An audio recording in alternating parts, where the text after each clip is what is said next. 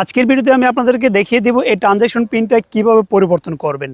মনে করেন আপনার পিনটা অন্য আরেকজন জানে, তো সেজন্য চাচ্ছেন আপনার পিনটা পরিবর্তন করতে। তো আজকের এই ভিডিওতে আমি আপনাদেরকে দেখিয়ে দেব ট্রানজ্যাকশন পিনটা কিভাবে পরিবর্তন করবেন। চলে যাই স্ক্রিনে। প্রথমে আমি কমিটি ক্যাশ অ্যাপসটি লগ ইন করে নিচ্ছি। লগ ইন করার জন্য পাসওয়ার্ড দেওয়া হয়ে গেছে এবং লগ ইনে ক্লিক করলাম। লগ ইনে ক্লিক করার পর আপনাকে যেতে হবে সর্বনিচে ডান পাশে মেনু বারোতে। মেনু বারে ক্লিক করলাম। মেনু বারোতে ক্লিক করার পর এখানে লেখা আছে চেঞ্জ ট্রানজ্যাকশন পিন। এই চেঞ্জ ট্রানজ্যাকশন পিনে ক্লিক করবেন। এই কারেন্ট পিন হচ্ছে কি আপনি বর্তমান যে পিনটা দিতেন সেই পিনটা হচ্ছে কারেন্ট পিন। তো আমি কারেন্ট পিনটা দিয়ে নিচ্ছি।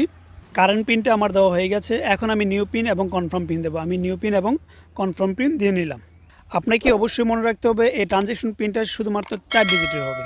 আমার current pin, new pin, confirm pin দেওয়া হয়ে গেল। কারেন্ট পিন হচ্ছে যেটা রানিং যে পিনটা ইউজ করতেন সেটা হচ্ছে কারেন্ট পিন। নিউ পিন হচ্ছে নতুন করে পিন দেওয়া। আর এই নতুন পিনটা এবং নিচে কনফার্ম পিনটা সেম হতে হবে। তার মানে নিচের দুইটা পিন নাম্বার সেম হতে হবে।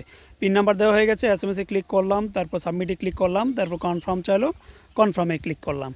কনফার্মে ক্লিক করার পর আমাকে একটা ওটিপি পাঠাবে কমিটি ব্যাংক থেকে। অলরেডি চলে আসছে।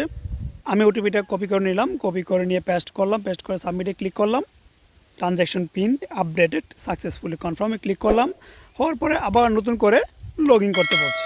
আমি আবার নতুন করার জন্য পাসওয়ার্ড দিলাম। পাসওয়ার্ড দিয়ে লগ ইনে ক্লিক করলাম। ওকে, ডান হয়ে গেল। এভাবে আপনারা ট্রানজ্যাকশন পিনটা পরিবর্তন করতে পারবেন। আল্লাহ হাফেজ।